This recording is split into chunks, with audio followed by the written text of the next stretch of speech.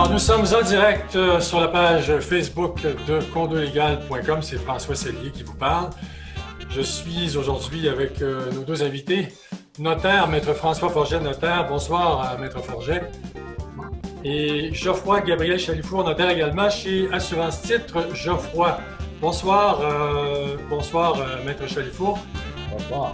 Alors, l'émission d'aujourd'hui traite de l'assurance titre. Alors, l'assurance titre en copropriété, c'est un instrument, c'est un outil extrêmement important, c'est vital, parce qu'il peut se passer un tas de choses pendant que vous êtes le propriétaire de l'unité. Un tas de choses qui feraient en sorte qu'on vous réclamerait de l'argent. On vous dirait, ben là, vous nous devez de l'argent parce que sais-je, un héritier se revendique l'unité, il en a hérité d'un proche il y a 10 ans, et là, il réclame son unité. Il peut y avoir un tas de choses qui font en sorte que l'assurance titre pourrait vous faire économiser énormément d'argent. Et c'est un produit qui est quand même pas si cher que ça. On va en parler avec nos invités, vous allez voir. Alors, selon l'Autorité des marchés financiers, l'assurance de titre protège contre les pertes causées par un problème de titre immobilier. Dans le langage du droit, on parle d'un vice de titre. Alors, ce produit est notamment disponible pour toute personne, comme je le disais en début d'émission, qui achète une propriété, en l'occurrence un condo. Imaginez par exemple que vous achetez un appartement détenu en copropriété divise et que un mois plus tard, un avis d'hypothèque légale de la construction est inscrit sur votre unité.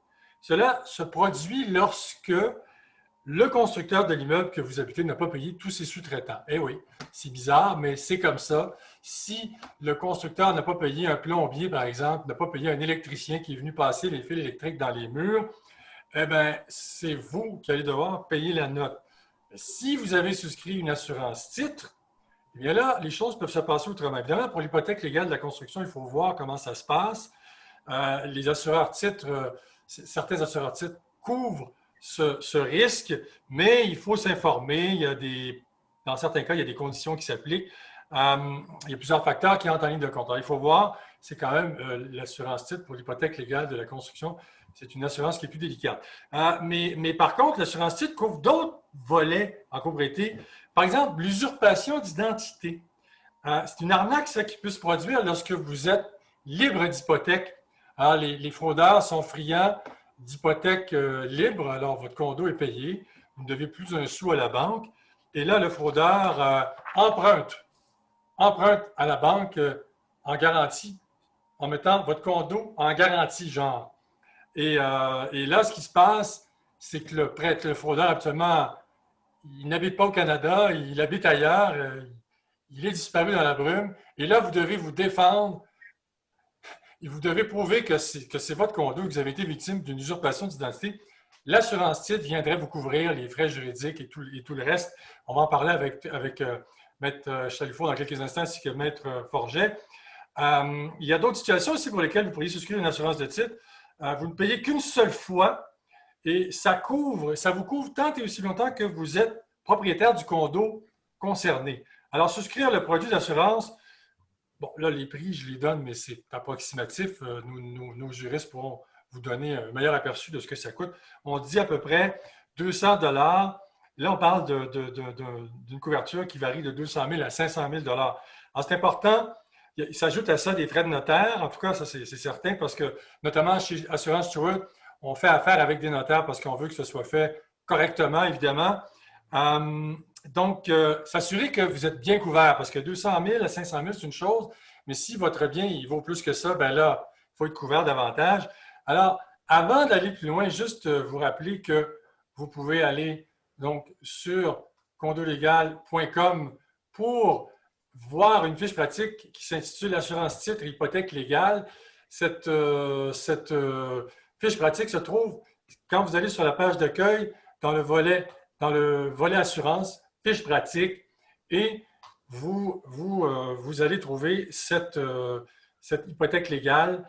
Elle est probablement à la page suivante. Je vais la taper ici, comme ça, on va la voir tout de suite.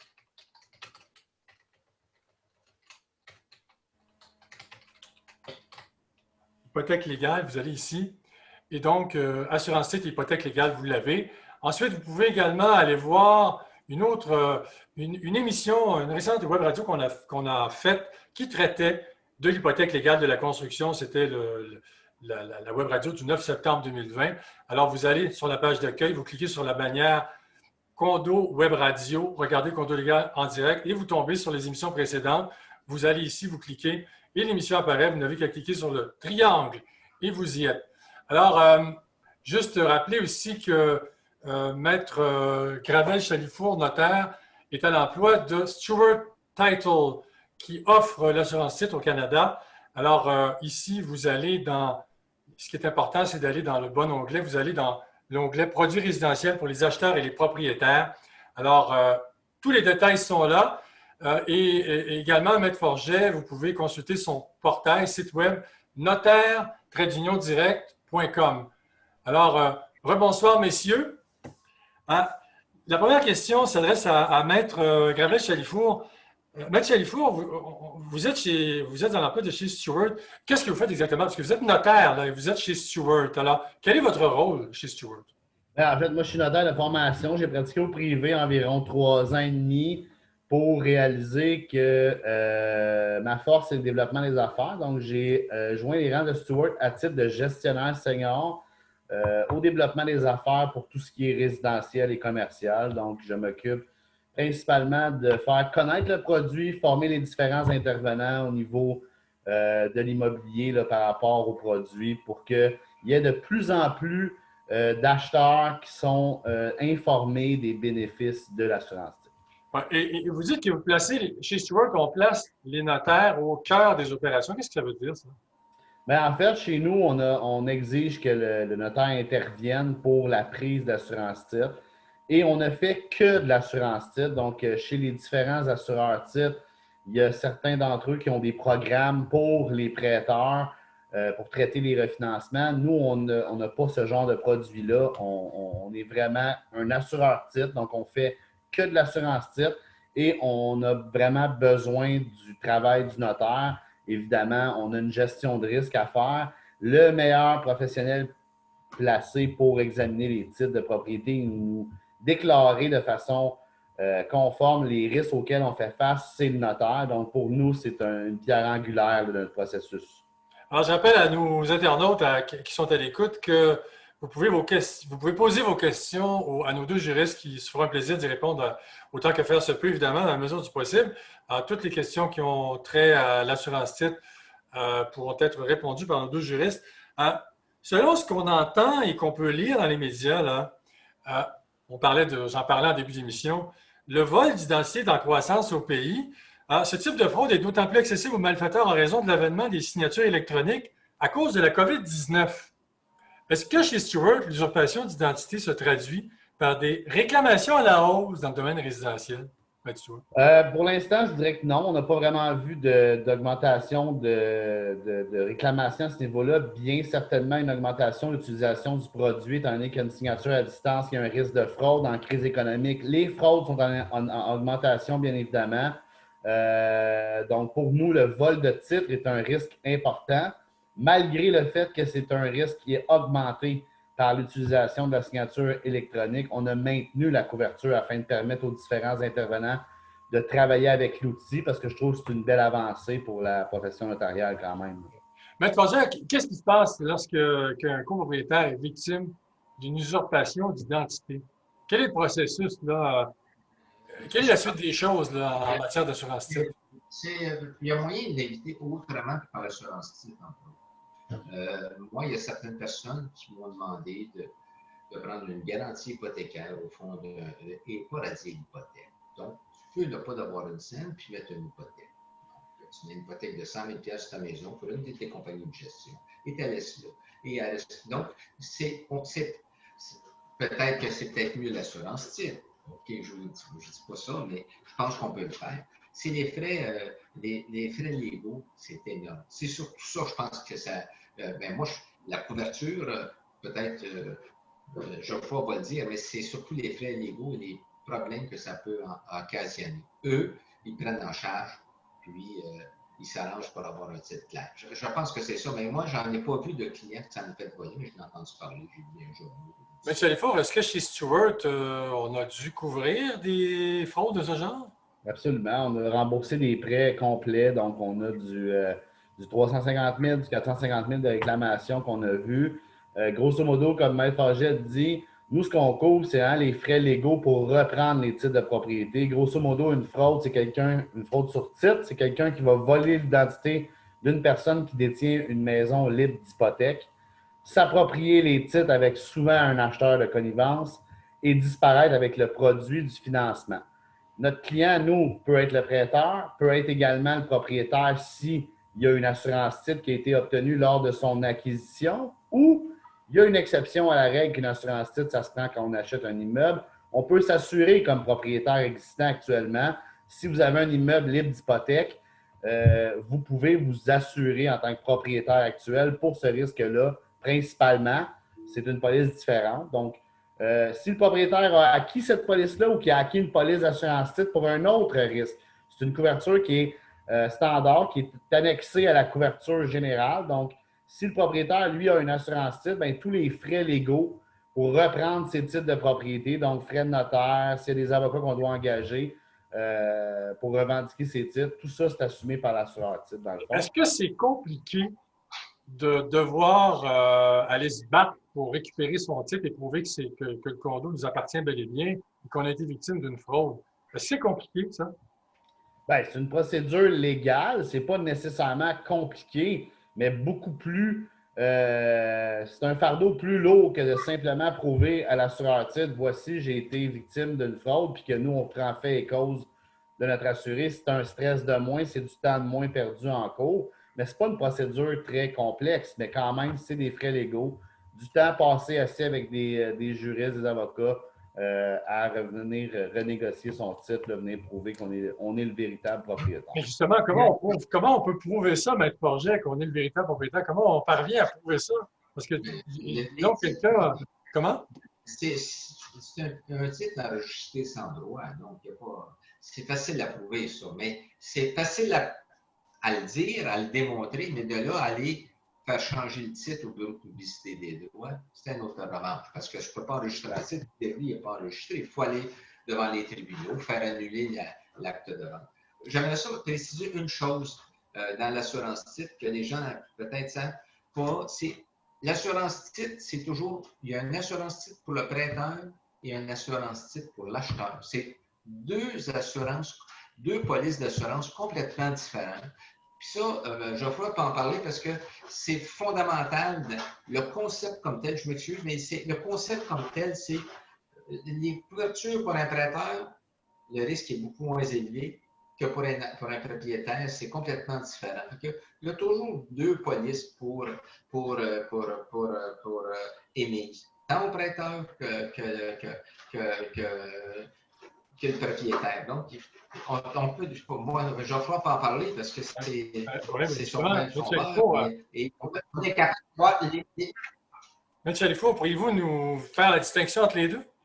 Absolument. En fait, c'est que quand on prend une assurance titre, règle générale, le juriste au dossier va avoir l'option d'obtenir une assurance titre, comme Maître Forget dit, pour le prêteur, avec ses propres protections. C'est vraiment une police complètement distincte de celle du propriétaire. Et ensuite de ça, on peut aussi ajouter la police propriétaire. Ce qui est intéressant de voir, c'est que quand on assure un intervenant principal, donc, exemple, le prêteur, lui, il voit une signature numérique, il voit la possibilité, il exige une assurance titre pour c'est une des conditions du financement.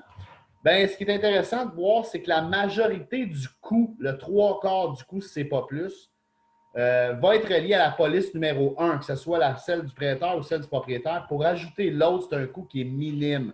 On parle d'une cinquantaine de dollars. Donc, il y a beaucoup de gens qui ne le savent pas. Quand l'institution exige une assurance titre, il y a encore des polices d'assurance titre qui sont limitées aux prêteurs quand on peut ajouter le propriétaire pour un montant minime et bénéficier de toutes les protections qu'on va émettre. Donc, c'est vraiment ça qui est important de comprendre. Effectivement, deux polices distinctes, deux types de risques distincts, des couvertures qui sont distinctes également, qui vont se ressembler dans la plupart des cas, mais il y a certaines choses qu'on couvre seulement pour le prêteur, d'autres qu'on couvre pour le propriétaire et le prêteur. Donc, ça varie d'une police à l'autre. Donc, c'est vraiment important de comprendre qu'il y a deux polices. Police propriétaire, police prêteur. En fait, il y en a trois et la troisième, c'est la police propriétaire existant. Donc, pour les gens qui sont déjà propriétaires, qui ont des immeubles et des hypothèques, ils veulent se couvrir pour la fraude. Ces gens-là peuvent communiquer avec leur notaire et obtenir une assurance titre pour propriétaire existant qui est différente de l'assurance titre qu'on obtient lors de l'acquisition de sa propriété, qui est beaucoup plus complète dans ce cas-ci. Oui, M. Forget, allez-y. Les polices d'assurance, même si on pense que c'est juste émettre comme envoyer un timbre à la poste, ce n'est pas tout à fait vrai. Il y a une multitude d'avenants qu'on peut avoir pour couvrir une foule de choses. Et ça, je pense que le rôle du juriste chez une compagnie d'assurance titre va te le donner. On va dire, on va couvrir tel point, on va couvrir. Puis s'il y a un problème de risque spécifique, on va le faire couvrir. Il y a je pense qu'avec l'assureur, il analyse le risque, puis il nous couvre. Donc, c'est pas le prêteur, peut-être moins pour le prêteur. Pour un prêteur, c'est un peu différent, mais pour un acheteur, il y a moyen d'avoir des avenants un peu spéciales pour faire couvrir la police. Et je pense que c'est important dans l'assurance. En tout cas, à mon avis, c'est le rôle du notaire, mais c'est bien plus le rôle aussi de l'assureur. Moi, je vous dis, je vais de temps en temps chez Sword, de temps en temps ailleurs, mais il y a des polices il y a des choses qui me couvrent, il y en a d'autres qui ne me couvrent pas. Mais ça, c'est leur propension au risque. C'est pas moi c'est en fonction des pertes qu'ils ont eues antérieurement. Donc, c'est ça. Là, évidemment, on s'adresse, je rappelle aux auditeurs que l'émission traite de l'assurance titre. L'assurance titre à laquelle vous souscrivez une fois à vie tant que vous êtes propriétaire du condo. Et vous êtes couvert pour diverses choses, justement. Une autre couverture importante, l'assurance de titre couvre aussi les non-conformités à la réglementation municipale. De quoi s'agit-il exactement, M. Chalifou? Qu'est-ce qu'on veut dire par là? Bien, au niveau du condo, c'est un petit peu moins, on le voit un peu moins souvent. S'il y a de l'illégalité, s'il y a un non-respect quelconque au niveau d'une réglementation municipale, nous, on peut donner de la couverture à ce niveau-là. Si, par exemple, c'est impossible de considérer l'unité comme un condo dit en vertu d'un non-respect d'une réglementation municipale, ça peut entrer dans nos couvertures. Mais principalement, ici, ce qu'on voit au quotidien chez les assureurs titres, c'est surtout au niveau des unifamiliales ou des multiplexes, mais ça va être du positionnement non conforme, donc des marges non respectées, une structure qui a été bâtie au mauvais endroit, la superficie du lot qui ne respecte pas les dimensions nécessaires. Ça peut être vraiment des marges, comme je vous dis, de non-respect des servitudes d'aspect, de l'empiètement dans le domaine public également au niveau du règlement municipal. Donc, c'est toutes des choses qu'on peut couvrir. Je pense aussi au positionnement des thermopompes, des systèmes de climatisateurs, de la machinerie. C'est toutes des choses qui sont légiférées spécifiquement par la réglementation municipale. Ils vont avoir des règles à respecter. Quand il y a des non-respects de ces règles-là, c'est possible d'assurer ces dossiers-là. Et dépendamment du dossier, c'est également possible d'assurer et de permettre au notaire de corriger la situation. Donc, on évite carrément de retarder une transaction. On protège le client, on permet au notaire de faire sa correction et une fois que la correction est faite, bien, pour nous, le risque est diminué et le client, lui, a une propriété avec un problème réglé et il a pu prendre possession dans les temps. Encore une fois, c'est du cas par cas, mais dans bien des situations, on peut aider les gens. Maître Forget, pourriez-vous vous rapprocher de votre micro légèrement qu'on vous entende mieux? Non, mais c'est vrai que l'assurance type couvre une foule de choses, mais je pense que la tendance, bien, certains notaires ou comme nous au bureau, on essaie de corriger le titre éventuellement pour pas avoir de difficulté à revendre pour quelque raison que ce soit. On prend l'assurance titre, on sait que tout le monde est sécuritaire, mais on corrige le titre. Surtout quand il y a des marges latérales où on peut aller faire chercher un règlement. Et l'assureur titre s'objectent pas à ce qu'on corrige le titre. Jamais. Ils vont dire non, non, même si ça soulève, s'ils ont des problèmes avec ça, ils ne s'objectent pas. C'est une des caractéristiques de l'assureur. Maître Forgette, si je comprends bien, lors d'une transaction, quand ça passe chez le notaire, vous prévenez au lieu de guérir. Là. Vous corrigez le titre avant que la transaction se fasse. C'est ça?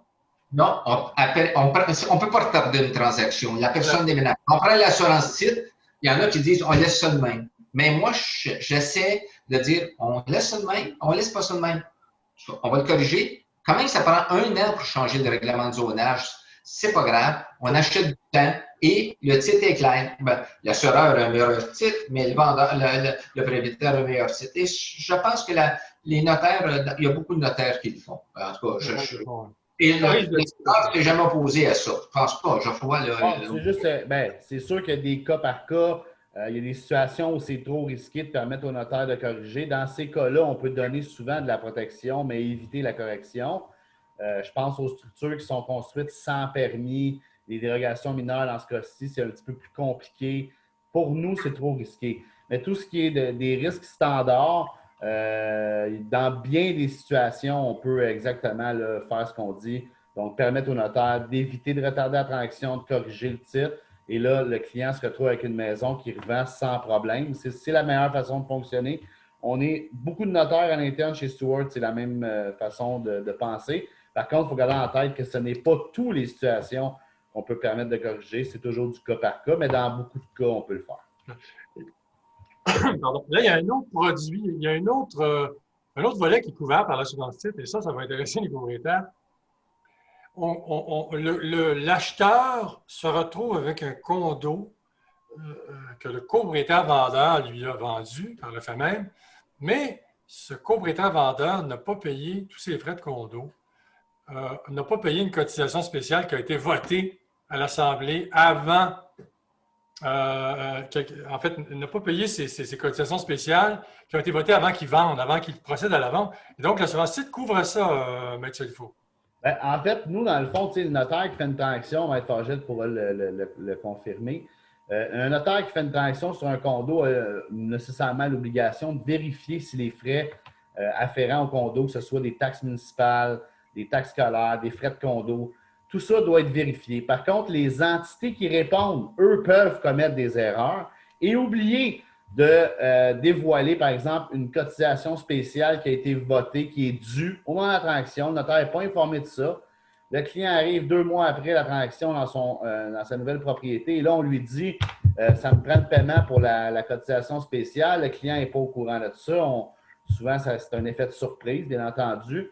Et là, on réalise que c'était vraiment dû, que c'est la compagnie de gestion qui n'a pas confirmé ou qui n'a pas dévoilé ce montant-là. Même chose pour les taxes scolaires municipales. La commission scolaire fait une erreur dans l'état de compte.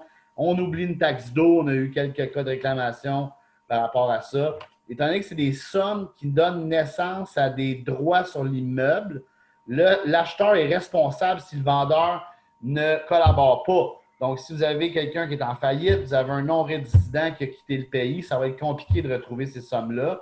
Nous, on vient couvrir ce qui est dû par le vendeur, qui est nécessairement pas dévoilé au notaire dans le cadre de ces transactions-là. J'ai oublié de dire tout à l'heure que Notaire Direct, qui est la page web de Maître François Forget qui est avec nous ce soir, a un volet spécifique à la copropriété. Alors, si vous allez sur le site, vous cliquez sur le volet spécifique à la copropriété, donc Maître Forget fait dans la copropriété. Justement, Maître Forget, est-ce que vous avez été témoin de ça, des réclamations de frais de condo impayés ou de cotisations spéciales impayées?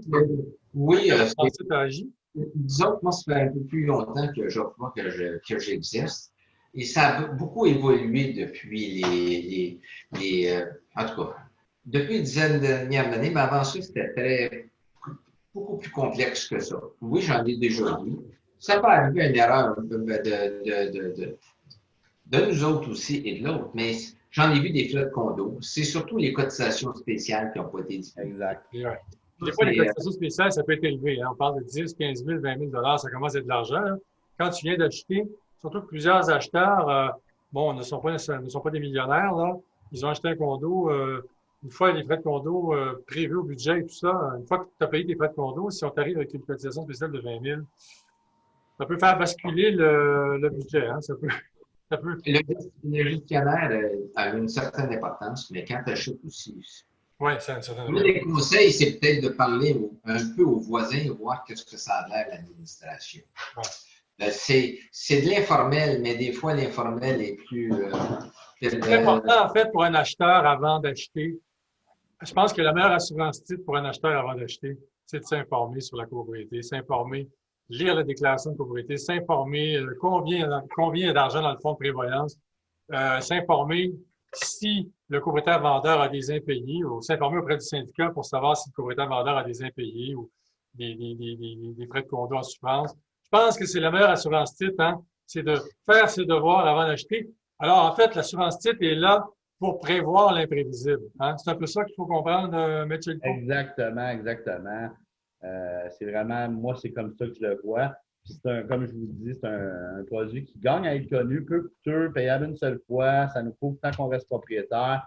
Si on a l'intention de garder une propriété 1 an, OK, c'est peut-être pas nécessairement un produit utile, mais si on veut le garder 20-30 ans, qu'on l'achète comptant, sans financement, c'est une question de 2-3 éléments qui sont intéressants, qui rentrent dans nos couvertures, là, ça vaut la peine.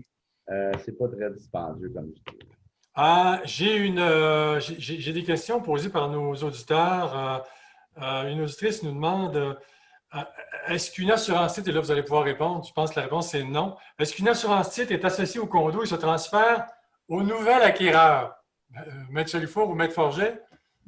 Ben, malheureusement, non. Lorsqu'il y a revente d'une propriété, il y a l'arrêt de la protection est effectué. Là. Donc, la protection s'éteint par transfert de propriété. Par contre, il y a deux choses à mentionner intéressantes. Là. La première, c'est l'obligation de réassurance qui s'applique de mémoire. Pas mal tous les assureurs ont ça. En tout cas, je parle pour nous chez Stewart. On a une obligation de réassurance. Donc, si le risque est le même, qu'il n'y a pas de nouveau fait au dossier, 10 ans plus tard, on a couvert un condo de tant de pieds carrés, telle adresse, il n'y a pas eu de changement, c'est la même chose. On revend la propriété. Nous, en tant qu'assureur, on a l'obligation de réassurer cette propriété-là. Donc, ça, c'est le concept numéro 1. Bien entendu, ça ne se transfère pas, je le répète. Par contre, il y a une exception à cette règle-là qui vaut la peine d'être mentionnée, étant donné que le produit est relativement récent. On ne l'a pas encore vu. Par contre, moi, j'en parle de plus en plus de ça, étant donné qu'on commence à en assurer de plus en plus des dossiers, on commence à ressembler à nos voisins des autres provinces du Canada. Les successions, c'est différent. Donc, si moi, j'hérite d'une propriété et que le défunt est assuré, bien là, c'est transférable. Donc, les héritiers demeurent couverts. C'est intéressant de le mentionner, je crois. Souvent, il y a des résidences secondaires qui sont transférées par héritage. Et beaucoup d'assurances-titres sont obtenus pour les résidences secondaires, étant donné que souvent, il y a un petit peu plus c'est un petit peu plus nébuleux les titres en campagne. Puis il y a aussi plus de choses problématiques comme des bandes de protection riveraines, des fosses septiques, la potabilité de l'eau. Donc, tout ça fait partie du fait que peut-être le produit est plus utilisé pour ces types de propriétés-là. Donc, gardez en tête que les héritiers demeurent couverts si le défunt était assuré. OK. L'assurance titre couvre aussi des taxes scolaires et municipales qui ne seraient pas payées par un propriétaire vendeur, c'est ça? Oui, comme j'ai mentionné, c'est un peu dans le même cadre que les cotisations spéciales de frais de condo. Ça donne naissance à une hypothèque légale en faveur du syndicat de copropriété. Taxes municipales, taxes scolaires, c'est une priorité au sens du code. Si on ne paye pas ces taxes municipales, ben c'est relié à l'immeuble, donc on peut être sujet à une saisie par la ville. C'est également couvert si jamais il y a une erreur qui est envoyée à l'état de compte de la ville, un oubli d'une taxe d'eau, des taxes complémentaires qui sont pour des années antérieures dues par un vendeur. Notre client, notre assuré n'a pas à courir après quelqu'un qui ne collabore pas sur présentation du compte tant qu'on voit que c'est dû par le vendeur. Règle générale, c'est quelque chose qui est couvert aussi dans nos polices d'assurance. Alors, je rappelle que nos auditeurs peuvent poser des questions à nos invités notaires, nos deux notaires ici. Je ferai plaisir d'y répondre. Avant d'aller plus loin, je pense que c'est important de dire à nos auditeurs que si l'assurance titre existe, notamment pour les copropriétés, c'est parce qu'il y a un besoin. Est-ce que je me trompe? Je pense que si ça existe, c'est parce qu'il y a un besoin et qu'il se passe des choses dans ce domaine-là. qui nécessite d'avoir recours à une assurance titre? Maître Chalifot? Ou Maître Forget, oui. Je pense que c'est pas juste la copropriété. Il y en a c'est dans l'immobilier. En général. En général. Dans certains cas, l'assureur titre va vous dire que c'est essentiel. Le notaire va dire que c'est pas toujours essentiel. Donc, mais il y a des choses que l'assurance titre, on vérifie qu'est-ce qu'on ne peut pas vérifier. Souvent, la réglementation municipale avec les marges de recul, nous, en tant que notaire, c'est difficile. Eux, ils vont le couvrir. Ça, je pense que c'est fondamental pour l'assureur. Ça, je pense que c'est ça. Donc, il y a tout ce qui est la réglementation municipale, c'est pas de notre ressort en tant que notaire, mais c'est peut-être le ressort de l'arpenteur. Et ces notions-là, je pense que c'est couvert pour ça. Mais c'est bon pour toutes les compagnies, pour toutes les ventes immobilières. Dire que c'est obligatoire, je vous dirais non. Là, je n'ai pas réussi encore à faire toutes mes assurances titres. Là. Geoffroy aimerait bien ça qu'on passe tous nos contrats avec l'assurance titre. Je ne suis pas prêt à ça. Non, mais ce que je comprends, Maître Forget, c'est que le notaire, demain, est un juriste en principe qui est compétent, qui fait ses devoirs lors de la transaction, tout ça. Mais des fois, est-ce que vous voulez, le monde n'étant pas parfait, il y a des choses qui peuvent échapper au notaire. Il y a des affaires fondamentales. Quand vous achetez un bungalow, puis il y a des marges de recul, 10 pieds chaque bord, ben l'autre, puis le propriétaire, ça fait 30 ans qu'il est propriétaire, le vendeur, le risque est moins grand. Mais quand vous prenez une bâtisse, puis tu vois qu'il y a des empiètements sur construit sa ligne, là, ça commence à être plus fatigant sur certaines choses. En tout cas, la réglementation municipale, c'est souvent des choses qui, peut-être moins dans le condo, parce que c'est pas nécessairement des bâtisses qui sont vêtues sous vieilles bâtisses, mais des bâtisses qui ont 15-20 ans. La réglementation municipale était différente. Ils ne suivaient pas les mêmes normes. C'était pas important. Donc, ça, c'est ma vision. On parle également d'une couverture pour non-concordance des mesures versus le cadastre et les titres de propriété. De quoi on parle exactement, Maître Forget? Ou Maître il y a eu toutes les cadastres ont été modifiés ici au Québec. Ils ont fait une modification cadastrale et une rénovation cadastrale. Et souvent, les mesures ne sont pas tout à fait comme il était mentionné dans le titre. Et là. Donc, ça couvre cette... mais il faut quand même préciser, malheureusement pour les assureurs, mais heureusement pour nous autres, mais heureusement pour les assureurs, la Cour suprême récemment, dans un arrêt hostilité, a spécifié, a mentionné que la prescription, l'occupation avec une prescription décennale, c'est équivalent à titre. Sous ce terme réserve, c'est général. Comme j'ai dit tantôt à Geoffroy, ils n'ont pas baissé leur police d'assurance pour autant, même si le risque a baissé. Ils sourient, mais c'est ça. Mais disons que je pense que ça, c'est des documents où on prend souvent l'assurance titre pour les différentes mesures. En tout cas, Geoffroy va en parler. C'est une grosse majorité qu'est-ce qu'il faut des certificats de localisation et les différences cadastrales. Je pense que ça doit être le pain et le beurre de l'assurance titre. Je m'excuse.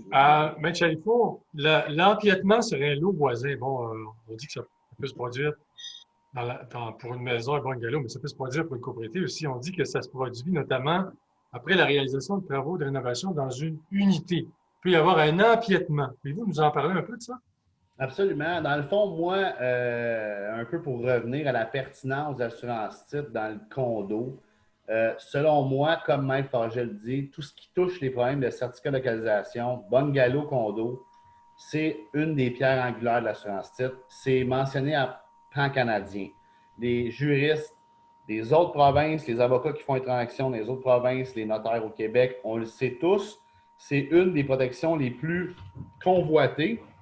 C'est là-dessus qu'ils ont un petit peu moins de facilité à aller vérifier, valider certaines informations. Donc, au niveau du condo, quand est-ce que ça peut se produire? Bien, le condo a poussé à partir des années début 2000.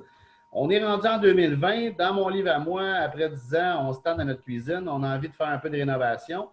Et là, c'est là, dans ce cas-ci, que ce qu'on voit, c'est qu'il y a souvent des changements qui sont apportés à l'unité. Et là, en défaisant un mur, on peut découvrir, hop, il y a un espace, je vais aller chercher un autre petit de 2, 4, 5 pieds carrés. Et dans ce cas-ci, il peut y avoir des modifications qui sont faites sans l'autorisation du syndicat de copropriété qui viennent créer des empiètements. Et là, c'est ce qu'on peut assurer si on le découvre. Ça fait un certain nombre d'années que c'est comme ça, que c'est toléré à certains critères. On peut l'assurer. Et on peut aussi le couvrir quand un notaire va accepter un certificat de localisation qui est fait un peu plus sur l'ensemble de la copropriété, mais en ayant une description là, au plan qu'on peut comparer les mesures pour être sûr de notre unité qu'on vend. Bien, dans ce cas-ci, il peut y avoir eu des rénovations qui n'apparaissent pas au certificat de localisation qu'on détient pour la transaction. Ouais. Là, c'est là que c'est intéressant. Nous, il faut garder en tête qu'on couvre ce qui existe au moment de la publication de l'acte de vente. Si moi, en tant qu'assuré, je modifie mon condo après avoir acheté, toutes ces modifications-là, si je viens créer des problèmes, je ne suis pas couvert. C'est vraiment ce qu'on couvre, c'est ce qui existe comme problématique, dévoilé ou non, connu ou inconnu, au moment de la publication de l'acte de vente. Donc, c'est vraiment ce qui est, selon moi, intéressant là, au niveau du certificat de localisation, les empiètements de parties privatives sur parties communes qu'on connaît ou qu'on ne connaît pas, on peut aider les gens à ce niveau-là dans bien des situations. Donc, l'assurance titre va corriger le titre, va refaire le... En fait, non. C'est que nous, on est là pour assurer le risque qu'un jour, suite à la découverte de l'amélioration ou de l'empiètement, peut-être ça va arriver juste quand on va revendre, peut-être ça va arriver quand on va refaire faire un certificat de localisation dans le cadre d'un refinancement, peut-être que ça va être découvert dans le cadre de la rénovation du lot voisin, parce que lui fait des travaux, constate certaines situations chez nous. Mais là, le syndicat, s'il demande la démolition, donc ça prend un dommage, comme en assurance habitation, ça prend un feu, en assurance auto, ça prend un accident, en assurance titre, ça prend un dommage également, qui est, règle générale, une lettre qui est envoyée par une entité concernée. Exemple, un syndicat de copropriété qui demande de déplacer ou de cesser un empiètement d'une partie privative sur partie commune suite à une amélioration qui n'a pas été déclarée. Ça peut être également une lettre de la ville demandant de remettre en conformité avec les règlements municipaux ou tout simplement une lettre d'un voisin demandant de cesser un empiètement. C'est vraiment ce genre de choses qu'on va considérer comme un dommage. Et là, à partir de ce moment-là, on entre en ligne de compte. Dis mon ignorance, mais ça se traduit comment au final? C'est-à-dire que l'empiètement doit être corrigé, doit être supprimé? On doit remettre ça dans l'état d'origine? Bien, si je vous donne un exemple, avec un condo, si on a un mur qui empiète sur les parties communes, le syndicat de copropriété envoie une lettre à notre assuré qui est nouvellement propriétaire. Suite à la découverte de cet empiètement-là, on vous demande de cesser l'empiètement. Bien, les cas de réclamation, c'est toujours un peu particulier. On va regarder ce qu'on peut faire, peut-être négocier avec le syndicat. Le drastique, c'est vraiment de démolir le mur problématique pour le remettre et le bâtir en conformité là, avec les dimensions, puis afin de cesser l'empiètement. Nous, on n'ira pas. Je ne mets pas des bottes de construction le samedi, François, mais quand même, on va tout simplement demander à l'assuré de faire des soumissions. Des travaux correctifs, là. Des travaux correctifs. Maître Forget? Dans le condo, tu as un certificat de localisation qui est pour l'immeuble en totalité. Et aujourd'hui, à la revente, on fait un certificat de localisation pour l'unité seulement. Donc, l'assurance type couvre tout, mais des fois, l'unité, tu as une occupation d'une partie commune. On peut le corriger assez facilement. On peut faire un mandat de déclaration puis le faire déclarer comme une à usage restreint. On le fait à l'occasion. Moi, j'en ai fait un à l'occasion. On l'a fait changer la modification.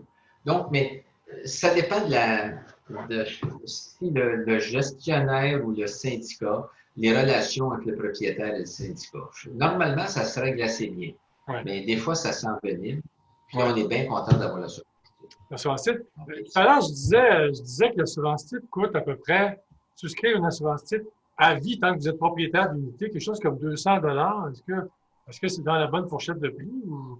Bien, il ne faut pas oublier qu'il y a deux choses en assurance titre. La première, c'est la prime de l'assureur. Et la deuxième, c'est les frais de notaire reliés au temps passé avec l'assureur pour obtenir l'assurance titre. Donc, le formulaire, il y a quand même 4 pages. beaucoup de risques à déclarer, beaucoup de choses à nous mentionner, back and forth souvent. Étant donné qu'on gère un peu le risque de fraude immobilière, il y a beaucoup de validation quand le risque est plus élevé. Donc, il y a quand même un bon travail effectué par le juriste qui, selon moi, Maître Forget, à vous de le confirmer, représente entre 1 heure et 2 heures de temps. Ça peut être un peu moins long quand on est vraiment habitué et qu'on a des situations peu problématiques.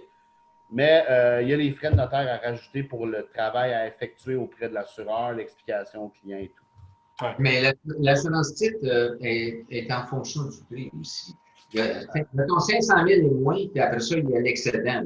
Et c'est en fonction parce que c'est une question de risque. Donc, je pense que c'est 500 000 ou 200 000. Je ne sais pas quel chacun des chartes, mais en bas de 500, c'est pas nécessairement cher. Mais après ça, ça augmente en fonction. Si vous achetez une maison de 2 millions, c'est pas le même prix qu'une maison de 200 000. Ah, c'est clair. La braquette la plus utilisée, c'est entre 200 et 500 000. Au-delà de ça, c'est vraisemblablement, il y a des frais supplémentaires. Il faut communiquer avec nous. Les 3 assureurs titres ont des façons de calculer des primes là, sur nos sites web. Vous pouvez aller voir ça si ça vous intéresse. Ouais. Mais règle générale, c'est à peu près ça. En bas de 200 000, c'est même un peu moins dispendieux. Mais c'est important de garder en tête qu'il y a quand même des frais de notaire reliés à la prime là, qu'on doit ajouter à la prime d'assurance titre. Oui, Maître Forget? Non, il n'y a pas beaucoup de ventes en bas de 200 000 à Montréal. Oui, non, c'est ça, on se comprend. Un condo de 200 000, bon, c'est une aubaine, on peut dire. Là. Les prix ont augmenté, l'inflation étant ce qu'elle est. Les auditeurs se demandent, parce que des fois, il y a des gens, certaines personnes ont des préjugés à l'égard des assurances. Ouais, c'est bien, on souscrit une assurance titre, mais quand il vient le temps de payer, ils ne payent pas. Alors, on en parlait en début d'émission. Les assureurs titres, quand il faut payer, ils payent. Est-ce que je me trompe? Moi, lui, il m'a laissé parler, mais moi, j'ai vu quelques dossiers où il y avait des problèmes et l'assurance titre. Il n'essaie pas de se faufiler. C'est une assurance dommage. Dès que tu as dommage, il l'accepte. En tout cas, à moins qu'il y ait fraude, là, tu sais. Mais normalement, ils prennent fait et cause et ils s'en occupent. Chez moi, c'est le peu que j'ai vu, là, que j'ai entendu parler. J'ai vu des prêteurs. C'est ça le risque. Donc, je pense qu'il faut le risque. C'est pas de la publicité, mais j'ai pas eu de mauvaise expérience. Moi, j'ai eu, oui, parce qu'on s'en occupe, c'est fait. Mais tu sais pas là-dessus? En fait, tout ce que je peux rajouter, c'est tout simplement que je parle pour nous. Notre département de réclamation là, il va très bien. La plupart du temps, là, on est capable de relier nous, dans le fond, c'est pas compliqué. Tant qu'on peut relier le problème, le dommage que le client subit à une couverture, on paye. Les réclamations sont traitées au bureau du Québec, de concert avec notre siège social, mais il y a un expert en sinistre qui se pose la question. Il y a des juristes québécois, des notaires qui se posent des questions en regard de notre droit civil, qui est un avantage selon moi. Et la plupart des réclamations vont être réglées là, en dedans d'un délai très raisonnable. Comme je vous dis, tant qu'on peut vraiment relier là, le dommage que le client subit à un risque couvert dans la police, puis je le répète, c'est un élément relativement important en assurance titre. 90% des assurances titres sont obtenues pour un risque X. Donc, on le sait qu'il y a un problème d'empiètement. Il semble y avoir un héritier manquant dans la chaîne de titre. Nous, quand on cible un risque, on le souscrit de façon particulière, mais on émet quand même une police avec beaucoup de protection, comme vous avez compris. C'est vraiment, on essaye de blinder la transaction de A à Z à tous les niveaux. On a beaucoup d'avenants. Maître Forget l'a dit, il y a des avenants qui sont émis afin d'harmoniser la police d'assurance avec le type de transaction. On va couvrir également le professionnel au dossier. Donc, vraiment, là, tant qu'on peut relier le dommage à une couverture, ça va très bien. Mais il faut comprendre qu'il y a certaines personnes qui ont pris une assurance titre qui vont nous appeler, bien entendu, pour des risques non couverts, comme un vice caché, un toit qui coule, de la moisissure. Ça, c'est certain que dans ces cas-là, on ne couvre pas ce genre de situation. C'est pas couvert. L'assurance titre ne couvre pas ce genre de choses. Exact. Mais on a parlé des héritiers à quelques reprises. Vous en avez parlé, M. Delvaux. Mais Forget, on voit ça des revenants, excusez-moi de dire ça, c'est une blague, des héritiers qui apparaissent de nulle part qui demandent le condo parce que le condo, ils en ont hérité? C'est peut-être, là. C'est vrai. Moi, j'en ai pas vu dans ma pratique. Peut-être que les gens qui font recherche chez nous ont des possibilités. On peut découvrir qu'il manque une signature, qu'on peut découvrir ça. Que ce soit un héritier, ça peut être une conjointe qui n'avait pas signé, ou qui fausse déclaration, quelque chose qui déclare avoir des droits. Tout, tu sais, mais je suis pour réclamation d'une compagnie d'assurance. Donc, oui, on voit ça des titres. Mais ça couvre ça, là. C'est pour ça qu'on va. Mais c'est pas arrivé, mettons, il y a une personne qui a vendu, puis on n'a pas fait intervenir le conjoint ou la conjointe. Bon, on va dire, moi, il me semble qu'elle a dû intervenir. On va appeler l'assurance titre. Ils vont le couvrir spécifiquement ce risque-là. Si jamais elle déclare avoir des droits, ils vont le couvrir. Je pense que ça doit arriver assez fréquemment. Je crois ça. Oui, mais il faut. Ben, oui, on a des réclamations qui ont eu lieu par rapport à ça, bien entendu. C'est sûr qu'on ne peut pas pallier à l'obtention d'une signature avec l'assurance titre. Si on parle de signature manquante dans la chaîne de titre, oui, c'est des choses qu'on peut assurer. Puis oui, on a eu des réclamations à quelques reprises. Ouais. Donc, en fait, je récapitule, l'assurance titre, on en parlait tout à l'heure. Idéalement, un copropriétaire doit faire ses devoirs, puis l'assurance titre vient prévoir l'imprévisible. En fait, l'assurance titre vient couvrir les erreurs qui pourraient survenir en cours de recherche et d'examen des titres. C'est un peu ça aussi? Oui, on a un avenant spécifique chez Stewart qui vient couvrir l'erreur et l'omission du notaire, que ce soit au niveau de l'obtention, de la façon d'obtenir le titre, donc c'est quand même très large.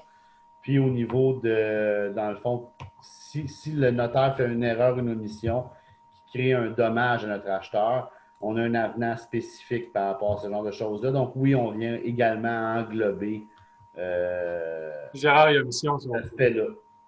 On parle d'erreur et omission, c'est ça? Erreur et omission, exactement. Sans recours en général, il ne poursuivent jamais le notaire. Je pense que c'est une politique, à moins d'une erreur volontaire, il n'y a pas de recours. Ah, je comprends.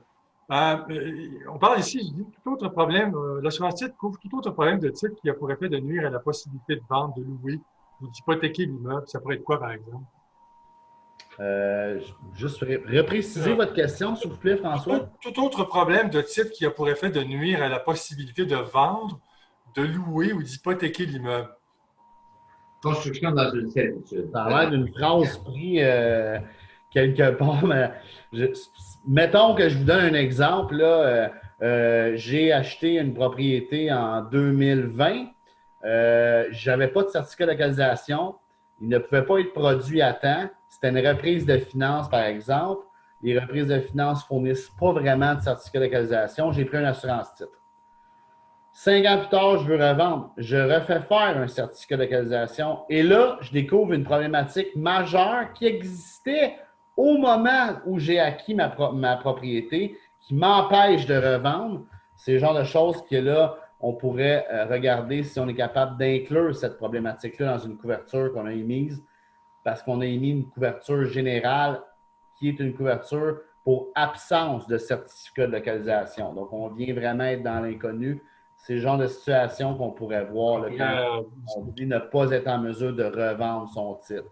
Ça peut être également un notaire qui n'a pas vu quelque chose dans la chaîne de titre, passe entre les mains de Maître Forget. Maître Forget dit « Wow, il y a un problème. On n'est pas en mesure de revendre. » C'est exactement, ça rentre dans ce que vous m'avez lu, là, de ce que je comprends. Je comprends. Quand peut-on souscrire une assurance de titre? Là? À quel moment il faut faire ça? Avant d'acheter? Pendant? Après? Bien, comme je vous l'ai mentionné, la police générale, celle dont on veut se prémunir quand on achète une propriété, doit être obtenue à l'acquisition de la propriété. Ouais. Cette couverture-là va inclure les couvertures pour les problèmes connus, problèmes inconnus. C'est vraiment la couverture complète dont on parle ce soir majoritairement.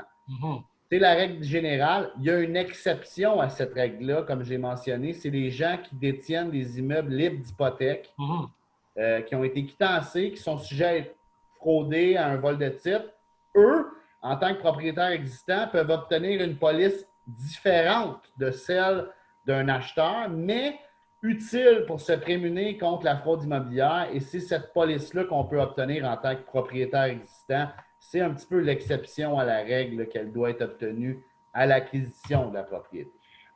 J'aimerais, Maître Chalifou, que vous redisiez qu'est-ce que l'assurance titre ne couvre pas. Vous l'avez dit tout à l'heure, mais ce serait bien de le redire, les vices cachés. Peut-être en énumérer quelques-uns. OK. Au niveau des exclusions, c'est assez simple. Là, ce qu'on ne couvre pas, qu'on va voir en condo, c'est tout ce qui touche l'environnement. Donc, dans ma pratique, j'ai vu des avis de contamination au registre foncier, tout ce qui est contaminant dans le sol, zone à risque d'éboulement, zone à risque d'inondation. Toutes ces choses-là, on ne couvre pas ça. La deuxième chose qu'on ne couvre pas, c'est les vices cachés. Donc, si par exemple, comme je dis, il y a un toit qui coule, il y a un manque dans le fonds de prévoyance, tout ce qui est vice caché, on ne couvre pas ça. Bien entendu, les risques d'hypothèque légale de la construction pour les propriétaires, on ne couvre pas ça, on couvre seulement les prêteurs chez Stewart. Et on ne couvrira pas des pertes qui n'entraînent aucun dommage pour l'assuré. Et bien entendu, la perte de juste valeur marchande n'est pas couverte. Ici, on parle de perte de juste valeur marchande due à un facteur économique. Si on vous enlève une structure à valeur ajoutée dans le cadre d'une réclamation, exemple, on déplace un garage qui a été construit sans permis, on doit l'enlever complètement. Là, il y a toujours une compensation. Bien, pas toujours, mais ça dépend du cas par cas. Encore une fois, il peut y avoir une compensation pour perte de juste valeur marchande due à l'enlèvement d'une structure ajoutée. Mais quand on est en facteur économique, on est en crise économique, les propriétés perdent la valeur, il y a un secteur qui se vide dû à la fermeture d'une usine, les propriétés perdent la valeur, les taux montent, peu importe la raison, là, ça, c'est pas couvert. C'est pas mal ça là, en termes d'exclusion et aussi tout ce qui concerne le code de bâtiment, non-respect du code du bâtiment ou des normes d'incendie également, ce n'est pas couvert. Depuis le début là, de l'émission, je vous écoute, puis moi, je me dis, il me semble que je ferais un petit effort, j'achète un condo, il me semble que je mettrais l'assurance titre dans le deal. Mais Maître Forget, vous disiez tout à l'heure que ben, des fois oui, des fois non. Est-ce que vous suggérez systématiquement, vous recommandez systématiquement lors d'une transaction de souscrire une assurance titre à votre acheteur? Non, moi, on n'a pas cette politique-là au bureau. Les assureurs voudraient bien ça. Je pense qu'en Ontario, ou la loi pas les oblige, mais c'est une pratique. Ça dépend aussi du type, quand je fais du condo neuf, ça dépend du type du contracteur qu'on a. Moi, quand je n'ai pas confiance sur les contracteurs, je dis d'aller ailleurs. Donc, on a des bons contracteurs. Et ça m'est arrivé récemment, il y a 2-3 ans, on faisait 50 condos par année, on n'était pas satisfait, on dit ailleurs. Donc, souvent, c'est le type de contracteur qu'on n'a pas de problème, et souvent, c'est nous qui fait les titres depuis le début. Donc, on fait de recherche de titres à vitam aeternam, on a déjà moins peur, puis ça dépend en fonction toujours. Mais moi, dans le condo neuf, je pense que la qualité du contracteur, c'est pour moi primordial. En tant qu'acheteur, puis en tant que même notaire comme client. La politique, c'est faut être des bons contracteurs. Ouais, en fait, avant d'acheter un condo, il faut s'informer qui l'a construit, s'informer sur la réputation des c'est la qualité, vous allez sur GCR et vous qualifiez quelle sorte d'entrepreneur. Je pense que c'est important de voir la qualité du constructeur. Okay? Moi, d'après moi, c'est basic pour tout. Oui, effectivement. C'est la meilleure assurance titre hein, de savoir que le constructeur. Il y a de très bons constructeurs, soit dit en passant. C'est pas tous des pas bons. Là. Il y en a qui sont très bons aussi. Il faut s'informer sur la réputation du constructeur. Il y a plusieurs moyens d'y parvenir. Écoutez, on pourrait peut-être faire une web radio là-dessus sur le guide de l'achat. D'ailleurs, sur condolégal.com, il y a plusieurs fiches pratiques là-dessus. Maître Chalifou, en terminant, il nous reste 2 minutes. On semble vouloir faire de publicité là, gratuite. Là. Est-ce que vous, en tant que notaire, vous estimez que tout acheteur de condo devrait souscrire l'assurance titre? Sincèrement. On peut penser que oui. À moi, là, directement, c'est sûr que la réponse va être oui, parce que je fais du développement des affaires pour un assureur titre. Mais si j'enlève ce chapeau-là et je remets mon chapeau de notaire, je crois que c'est toujours une question de risque. Comme j'ai mentionné, moi, quand il y a 1 ou 2 éléments, ça commence à être intéressant de l'offrir. Je pense que c'est une décision qui appartient aux gens, en fait. C'est vraiment ce que je pense qui est intéressant de mentionner. Le notaire, il est là pour dire, gars, c'est un produit qui existe. Le courtier immobilier aussi, n'importe quel intervenant dans la chaîne immobilière peut dire, hey, regarde, il y a ce produit-là qui existe. Prends le temps d'appeler. Il y en a qui donnent du bon service. Ça répond au téléphone. On va pouvoir expliquer là, les couvertures si c'est nécessaire. Puis le client prendra la décision après là, de s'assurer ou non. Mais sinon, en tant que notaire, je pense que quand il y a un ou deux éléments problématiques ou risqués, ça peut être intéressant de le suggérer au client. Certificat de localisation pas à jour, achat comptant, pas de financement.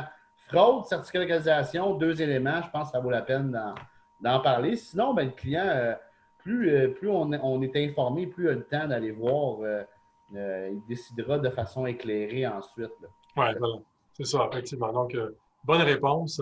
Une auditrice nous dit les courtiers immobiliers devraient suggérer ce genre d'assurance. Aux États-Unis, c'est très courant. C'est toujours recommandé de le faire. Est-ce que c'est vrai, ça, M. Legault? Est-ce que vous avez une idée? Parce que Stewart, c'est américain, hein? Absolument, mais compagnie mère américaine, siège social canadien. Je veux dire, dans les autres provinces du Canada, aux États-Unis, c'est un produit qui est vraiment fréquent. Ça couvre plein de choses que les juristes ne sont pas en mesure de vérifier. Il y a beaucoup de recherches hors titre qui sont faites ailleurs qu'au Québec et qui sont couvertes par nos produits là, dans le Canada et aux États-Unis. Surtout qu'aux États-Unis, il y a eu longtemps absence de registre électronique qui est enregistré les transactions. Fait que c'était un bout de papier, notre preuve. Donc, Assurance-Titre a pris naissance là. Mais oui, effectivement, les courtiers immobiliers sont souvent les premiers dans la chaîne. On les forme, on les rencontre, j'en vois beaucoup annuellement. La plupart sont contents d'en apprendre plus sur le produit, de voir c'est quoi les tenants aboutissants des couvertures, de quand est-ce que c'est intéressant d'en parler. Et effectivement, la plupart, après avoir reçu une formation, vont dire ben moi, je vais en parler plus souvent à mes clients parce que en bout de ligne, c'est le client qui décide là, de se prémunir du produit ou pas. Ça ne prend pas un problème pour prendre une assurance titre. C'est sûr que le réflexe depuis des années, c'est quand le notaire voit quelque chose de problématique, d'en parler. Mais je pense qu'avec l'information aujourd'hui, la circulation de l'information, il y a de plus en plus de gens qui vont dire ah ben moi j'en veux une, même s'il n'y a pas de problème, surtout s'ils ont été victimes d'une réclamation puis que ça a bien été, ben là, dans ce cas-là, ils ont un parti pris, évidemment. Raison de plus de souscrire ce genre de produit. Exact. Alors, c'est tout pour aujourd'hui. C'était très intéressant. Merci beaucoup, Maître François Forget, notaire chez Notaire Direct, d'avoir participé à cette web radio. Maître Geoffroy Gravel-Chalifour, qui est notaire et à l'emploi de Stewart, qui est au développement des affaires, comme il l'a dit il y a quelques instants. Merci infiniment, Maître Chalifour, d'avoir été là. Et j'espère vous revoir dans une prochaine web radio. Alors, c'est François Cellier qui vous parle. C'est tout pour aujourd'hui. Je vous donne rendez-vous la semaine prochaine. Même heure, 19h, comme toujours, web radio. On s'excuse la semaine dernière, difficulté technique. Nous n'avons pas pu la présenter. Mais je pense qu'on s'est pris de belle façon cette semaine. Alors, merci beaucoup. Bonne fin de soirée. À mercredi prochain, 19h, en direct sur la page Facebook de contolegal.com. Au revoir. Merci, au plaisir.